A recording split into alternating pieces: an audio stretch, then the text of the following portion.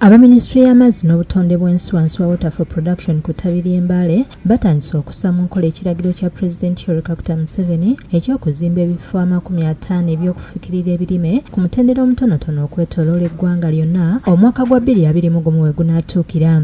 Bukedde yanema n'afwa ebifo biwedde okusimibwa era omuwandiisi w'enkalakalira Alfred Okoti Okidi ne maneja wa Water for Production Patrick Okotel balambudde Ddaamu zino n'ebintu ebikolebwa omulimisa Grace Namono ategeeza nti baakafuna obukadde 6 okuva mu makungula. Tulima okozesa system called irrigation system. Tulima green pepper, ebitungulu, nyaanya ne cabbage ne watermelon. Oluvannyuma Okoti Okidi ayogeddeko n'abalimi wamu n'abatuuze ku kyalo Kawo mu ggombolola y'Ekomigwe n'abasaba okwettanira eby'obulimi basobole okwegobako obwavu ng'enteekateeka eno eruubirirwa kuyamba okusinga abakyala n'abavubuka. The members who are actually practicing agriculture in this small-scale irrigation scheme, the 46 homesteads here, will be out and they will certainly be in the middle income bracket if you follow what the agronomist is telling you.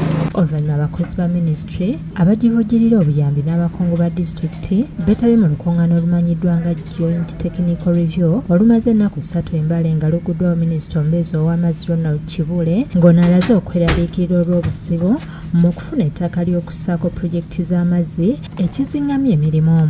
Nannyini byo ebyo ne batulemesa okwongeza ssente olulala ne beekyusa nga bamaze obbasasula mu ssente ezimala. Abatuuze bakubiriziddwa okukuuma obutonde bw'ensi nga tebasaanyawo ntobazi n'emiti kuba bye biremesa enkuba okutonya. Amagezi gano gabaweereddwa Baminisita Mary Karolo Kurut n'ow'obutonde bw'ensi n'amazzi Mary Goroti Kitoto mu kukoza olunaku lw'abakyala e Lwengo nga lutegekeddwa omubaka waabwe omukyala Ssenamujjo n'abakulembeze ba disitulikiti. Akuyiriza abanaga bannayuganda tukuume obutonde bw'ensi. Ensi yaffe ennungi naye ffe tuyonoona. Omubaka Namujjo abakwasizza ambyulensi gy'abagulidde okutaasa abakyala abafiira mu ssanya ekyamudde nnyo bannalwengo ssaako weema n'obutebe bw'emikolo okubawonya eby'okupangisa.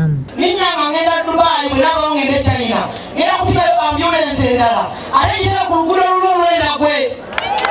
Era atongoza ensawo ey'okukulaakulanya ebibiina by'abakyala olw'okutumbula pulojekiti zaabwe.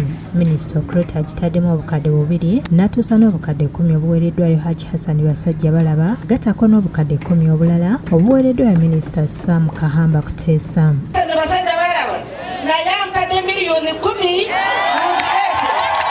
Ate Minisita Kitutu agitaddemu obukadde 2 ne Minisita wa Microfinance Haruna Kyeyune Kasolo n'abalala ne bagiteeka mu ssente enzito. Bannalwengo basimye omubaka Namujjo olw'okusoosowaza enkulaakulana ebagattira awamu. Tulonde abantu b'omu kitundu be bamanyi ebizibu by'omu kitundu. Ate abazungu Kevin Bericha ne Lorraine okuva mu America badduukiridde bannalwengo bwe batandise okubazimbira eddwaliro eddene ku kyalo Mpumodde ekyazanga. Eddwaliro lino lisakiddwa Dr. Sarah Nkonge era nga lyakwementa obukadde 7 nga ku buno abawaddeko obukadde 15. Ate nga mukimanyi nti tubadde tuli bubi nnyo mu malwaliro kati bakoledde bayambyeko gavumenti ya Uganda. Akulira ebyobulamu e Lwengo Dr. Mugabi David ategeeza nti mu Lwengo amalwaliro matono boogeraageranya n'abalwadde. Enkolagana wakati wa bannaffe bano ejja kuleeta ebirungi ebiri wano. Ate bivudde mu kimu kusoma musomesa abaana muwulidde bannaye.